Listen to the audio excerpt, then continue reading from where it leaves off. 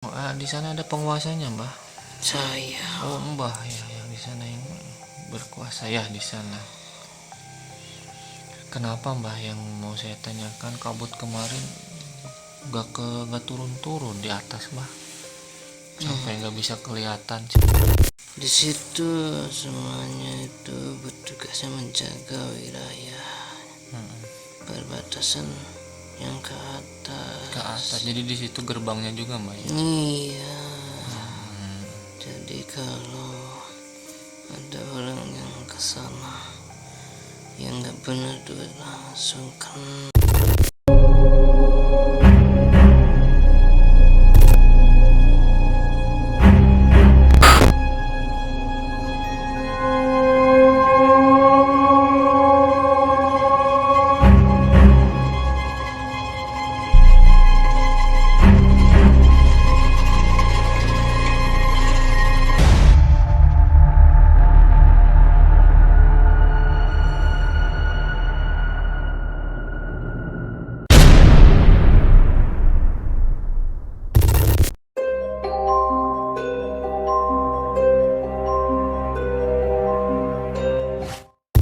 Assalamualaikum warahmatullahi wabarakatuh. Alhamdulillah, kali ini Tilul Misteri setelah 1 minggu tidak membuat konten, kali ini kita sudah waktunya kembali membuat konten. Saya Sufyan Sauri, Saya mana? akan membahas tentang mengenai perjalanan saya kemarin ke Prau. Ya. Kemarin Kang Manan gak ikut Karena ada suatu hal ya. Ya. Tapi mudah-mudahan bisa menjelaskan keadaan misteri di sana ya. Yang menjadi kemarin penasaran ketika ke Prau itu mengenai kondisi di sana. Kayak gimana kondisi di sana kalian? Karena kemarin saya absen, Bu. Jadi selama saya mendaki ya, baru kemarin mengalami kejadian sepanjang seharian itu kabut tidak bersahabat. Jadi sepanjang seharian itu gunung itu ditutupi kabut sampai ke area camp, sampai ke bawah tuh kabut.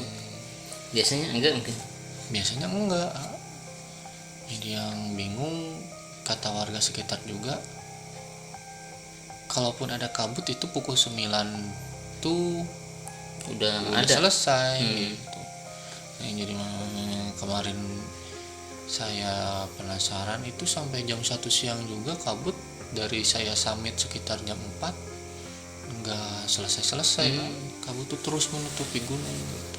Biasanya kalau kabut, kalau sudah keluar matahari biasanya juga ada biasanya gitu. Iya, biasanya gitu biasanya. Kalau udah siangan ya. Dan ketika saya turun ke bawah pukul 3:30 itu di bawah bagus, cerah. Jadi kabut itu menutupi dari pos 3 ke atas. Jadi kan di sana tuh ada 3 pos 1, pos 2, pos 3. Nah, si pos 3 ini ke tempat camp, karena waktu itu saya campnya di Pelawangan. Itu ada sekitar berjarak setengah jaman dari pos 3. Nah, si kabut ini tuh menyelimutinya dari pos 3 ke atas. Itu yang menjadi maksudnya ada apa sih gitu sepanjang saya mendaki. Ketika kita ke Suming bagus kan. Ya, ini bagus. Ke Gede bagus. Walaupun ya kabut ada ya, tapi hilang lagi sebentar. Gitu. Jadi itu yang membuat saya pribadi penasaran. Terus yang kedua yang menjadi penasaran tuh di sana ada kayak lingkungan hutan. Ketika kita masuk di pos 2 itu kita ada masuk area hutan. Nah, yang disebut hutan itu mungkin ada namanya kayak hutan apa itu? Jadi memang hutan itu dinamakan oleh penduduk sekitar ya, jadi bukan dinamakan oleh dari zaman dahulu katanya. Dinamakan Taman Surapati ya. Surapati. Di situ dinamakan oleh penduduk sekitar karena area tersebut menurut yang menamakannya itu tempat ngumpulnya pada para Surapati zaman dahulu katanya. Tapi yang saya rasakan sih kalau kita lihat dari kacamata normal ya, kenapa nggak boleh? Karena di situ ada tulisan dilarang berkemah di situ katanya. Kenapa? Karena Kan jadi kalau kita kan penasaran ya. Penasaran kenapa sih. nggak boleh Iya. di situ gitu. Kalau saya lihat secara pemikiran kita secara akal ya, kenapa nggak boleh berkemah? Karena itu ditumbuhi pohon-pohon yang sudah besar dan lapuk. Jadi takut ketika kemah di sana terjatuhi oleh dahan-dahan atau daun-daun yang ranting-ranting yang udah rapuh.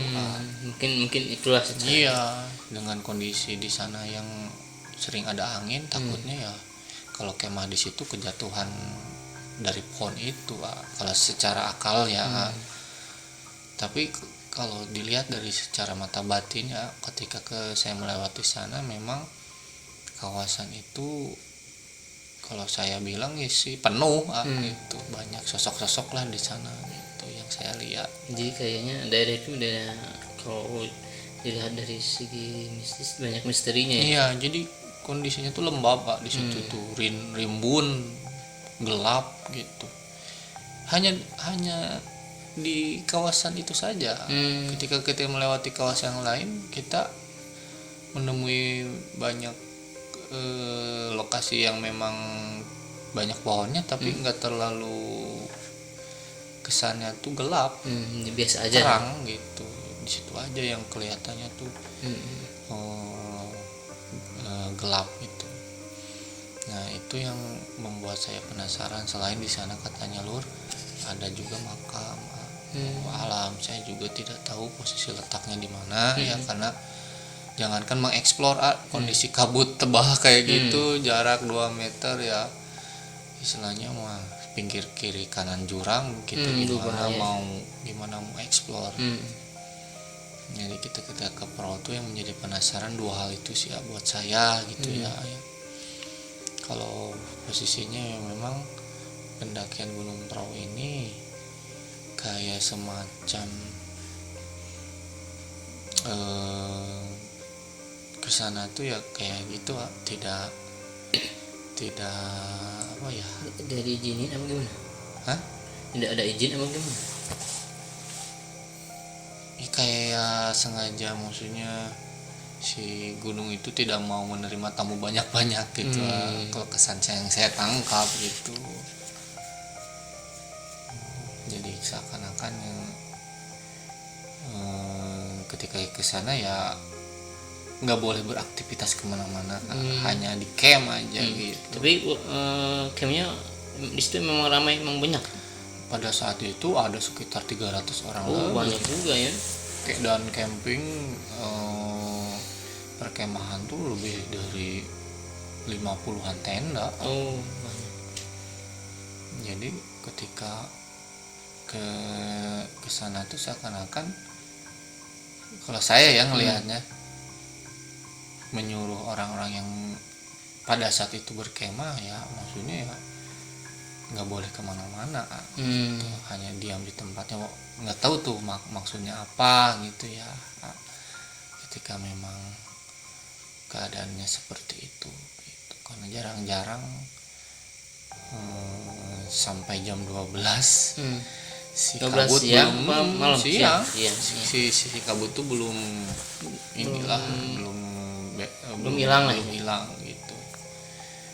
Dan anehnya kan ketika turun ke bawah ya, ke pos 2, pos 1 itu si kabut udah nggak ada, biasa aja. Jadi si kabut itu tadi posisinya dari pos 3 ke atas aja. Itu sih yang bikin membuat pengalaman saya kemarin aneh gitu. Jadi yang saya dapat kemarin pengalaman ketika ke pro itu itu pengalaman judo. Di luar itu sih tidak ada yang aneh-aneh ya, seperti kita pendakian ke gunung-gunung sebelumnya lah gitu. Walaupun sebenarnya ya pro ini lebih pendek dibanding yang sudah kita lakukan pendakian gitu. Menurut A sendiri nih, kemarin ketika A juga nggak bisa berangkat, dan setelah barusan saya ceritakan, ada hal yang A tangkap nggak? Sebenarnya yang saya tangkap dari pembicaraan tadi itu masalah kabut yang di atas. Menurut A itu kenapa itu sampai Kalau secara mistisnya kayak ngalangin kalian untuk ke atas. Itu mungkin ada sesuatu hal yang mereka halangin untuk kalian, mungkin itu secara ini ya, batinnya ya seperti itu. Tapi secara alam biasanya begitu, jam 12 kalau matahari sudah turun itu kalau bahasa Sunda nama nyingrai. Tapi kalian belum turun ke bawah, si kabut kayak nggak hilang. Nah itu yang dipertanyakan sama saya. Oh, di situ ada apa gitu. Seperti tadi kalian katakan, di situ kan ada makom. Ada makom dengan posisinya kita tidak tahu tuh sebelah mana. Takutnya kalian memaksain ke atas menyusurin makom atau mencari, takutnya takut terjadi satu hal. Kan mungkin itu jurang-jurang mungkin ya. Iya. Kalau pada waktu itu saya kalau tidak ada halangan ikut, ya setidaknya saling mengingatkan di atas, mungkin ada atau gimana tuh supaya bisa tembus ke sana. Tapi yang namanya hal-hal gaib yang di tempat-tempat seperti itu memang cukup kuat biasanya kayak gitu. Apalagi ada keturunannya yang naik apa gimana, atau ada suatu hal yang ingin disampaikan, atau apa istilahnya menurut leluhur kalian misalnya ke atas, tapi kayak ditutupin sama makhluk di situnya gitu, bisa nggak tembus gitu. Kalau menurut amanan yang ada tadi saya ceritakan mengenai hutan Surapati ya, di situ menurut amanan tempat apa sih itu yang ada di pos 2 itu, hutan itu? Surapati kalau secara batini yang dilihat sama saya itu tempat berkumpulnya makhluk di situ, suka berkumpul di situ situ. Jadi dari atas, bawah, pinggir semuanya di situ. Itu jadi pasarnya ya kayaknya seperti itu. Kayak itu pasar. Terus keduanya, kalau ada orang yang mungkin mereka tidak suka, ya seperti itu, kayak kesurupan kayak apa, itu pasti itu akan terjadi gitu. Karena itu hutannya cukup masih mistisnya masih kuat kalian. Masih kuat menurut ini ya, batin saya seperti itu. Ya makanya walaupun saya itu gunungnya lebih pendek ya dibanding Sumbing Sindoro, entah kenapa ya tadi gitu, kalau ke Sumbing tuh kita lancar-lancar saja. Waktu itu ya. Padahal kita berangkat ke Sumbing jam 3 misalnya. Iya gitu, dan medannya lebih terjal. Iya, gitu. kalau malam kita nggak kelihatan. Iya. Kelihatan kan kalau ke Sumbing waktu itu. Pas siang lihat subhanallah gini-gini, malam Iya, kita gitu. Tapi kenapa gitu yang perahu yang lebih pendek dan medannya lebih aman lah dibanding ke Sumbing itu, seakan-akan tadi ya si pendakian diselimuti kabut, terus banyak non teknis yang memang kita alami, istilahnya mah banyak aja gitu yang halang-halangannya, sampai ya kita pulang tuh nggak dapat view yang bagus gitu. Jadi benar-benar view kabut. Jadi itulah kenapa pendakian kali ini bagi saya ada penasaran. Iya, pasti. Penasaran Itu pasti. gitu. Dan apa sih yang memang mau disampaikan ya oleh penunggu di sana gitu.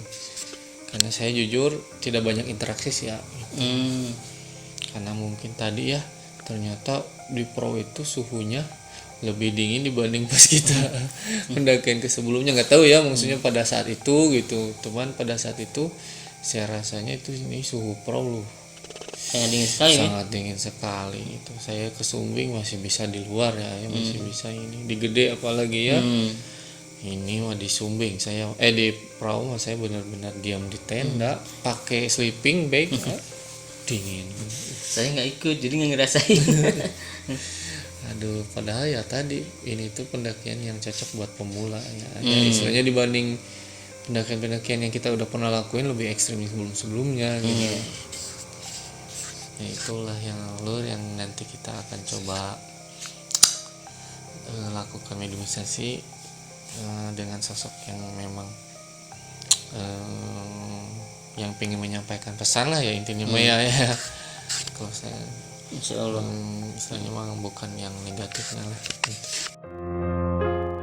Baik Lur, karena saya juga masih penasaran nih sama yang dengan yang saya kemarin alami ketika pendakian itu ke sana.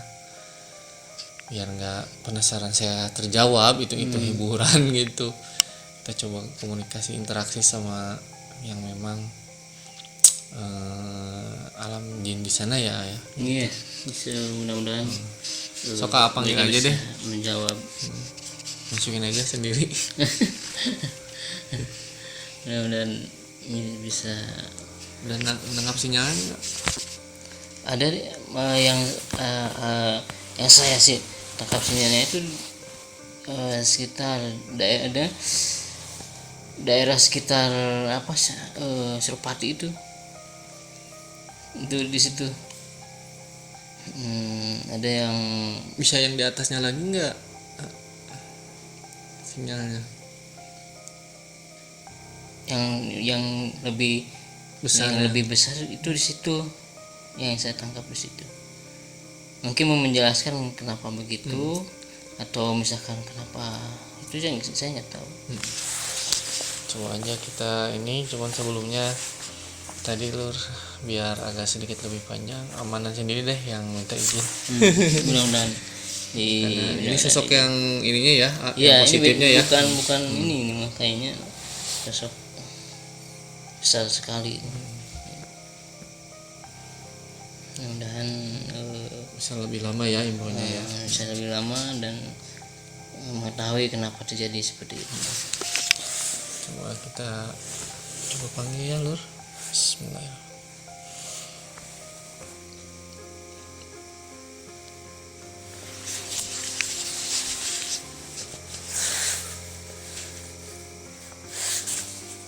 Jadi banyak penasaran juga sih Lur gitu. Walaupun saya di sana sih nggak terlalu sering interaksi ya, karena mungkin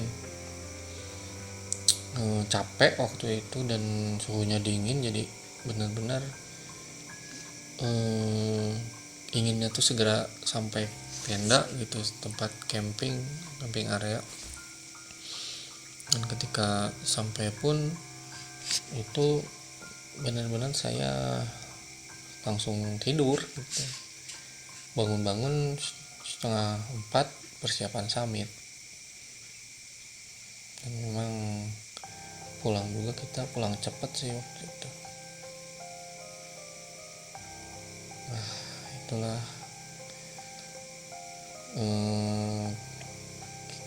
rahasia kemarin pendakiannya seperti itu keadaannya, pengalaman saya.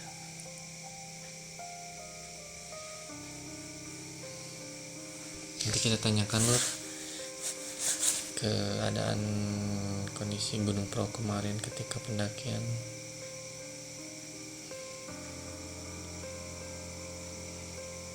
Ya udah masuk nih. Hawanya dingin. Udah masuk ke amanan Lur. Kadang kalau minimasi segini, kalau kita dari deket kerasa sekali Lur aura hawanya. Kalau yang masuknya negatif itu auranya negatif juga. Kalau yang masuknya positif bagus juga gitu auranya, tenang, adem. Cuman tetap sih namanya bulu kuduk merinding pasti.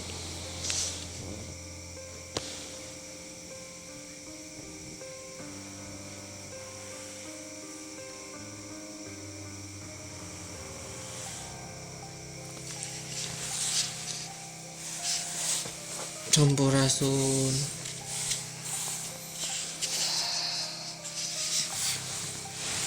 Maaf saya mengganggu Mbah. Assalamualaikum.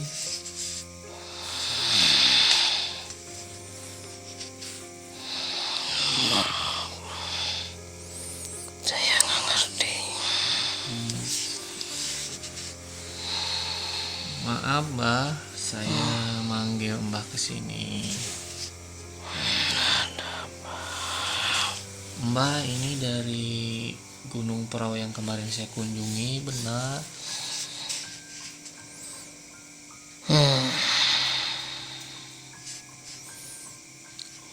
Betul. Ada apa? Mbah tahu kemarin saya berkunjung ke sana Mbah? Saya lihat. Mbah yang di area mana kemarin berdiamnya?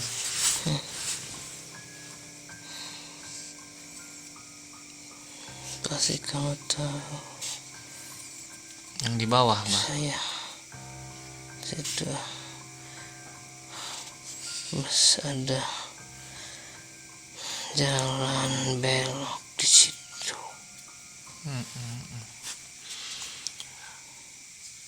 Di sana ada penguasanya Mbah? Saya. Oh Mbah ya, yang di sana yang berkuasa ya di sana. Kenapa Mbah, yang mau saya tanyakan, kabut kemarin gak turun-turun di atas Mbah, sampai gak bisa kelihatan Cindoro Sumbing.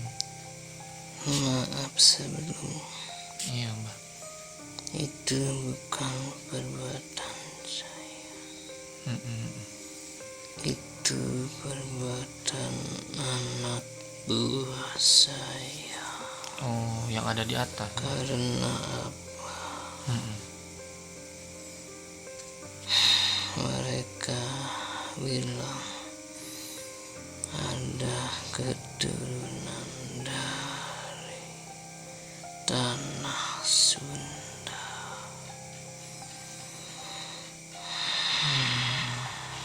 Maksud menutupi itu untuk niatnya baik apa niatnya jelek Pak ke saya?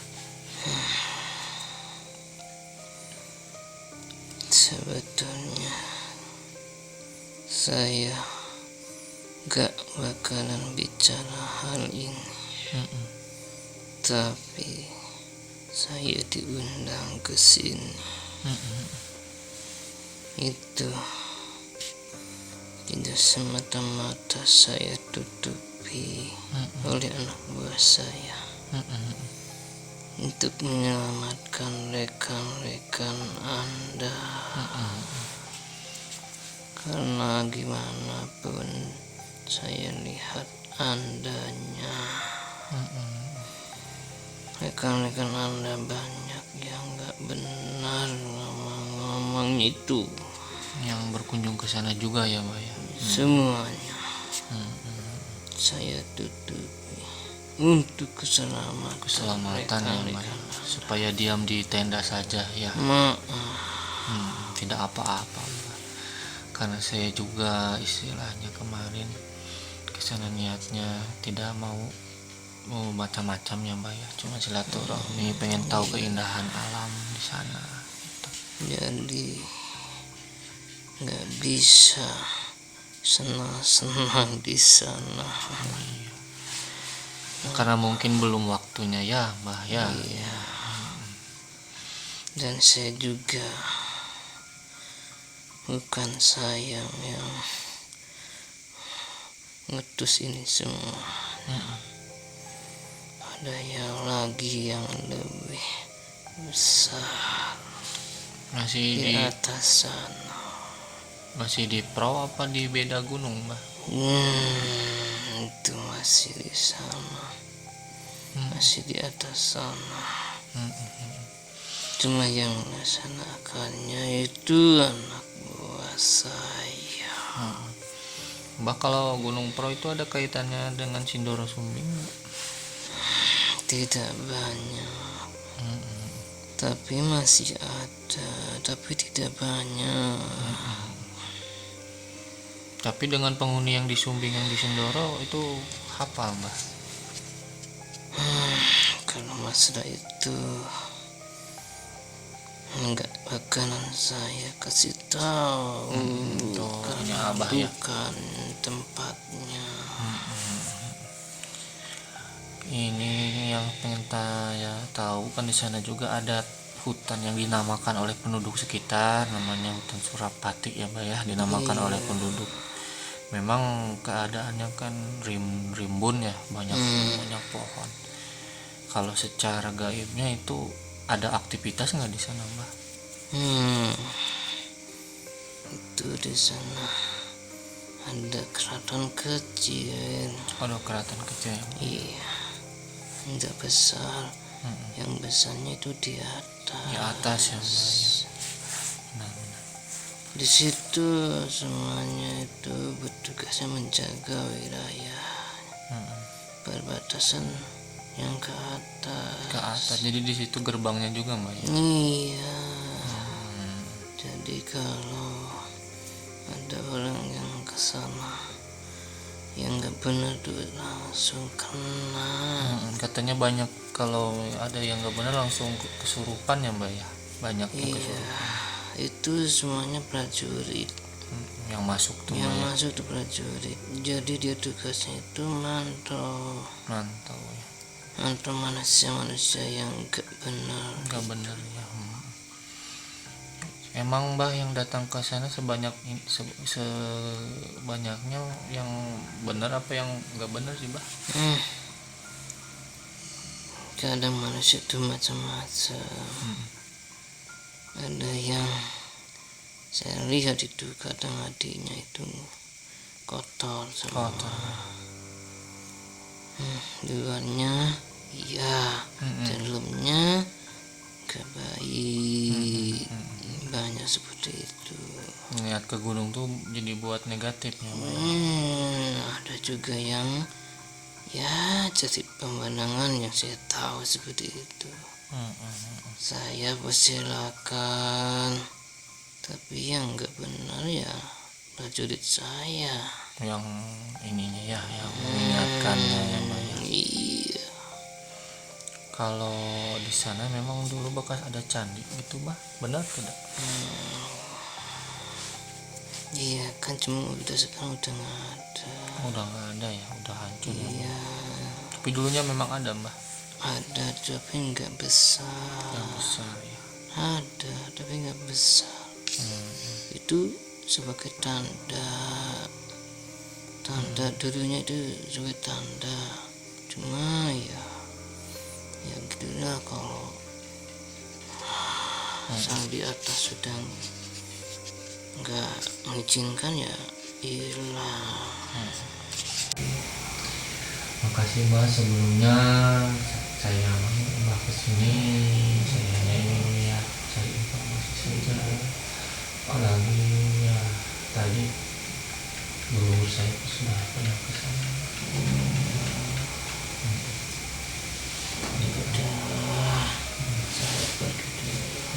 Makasih Mbak ya.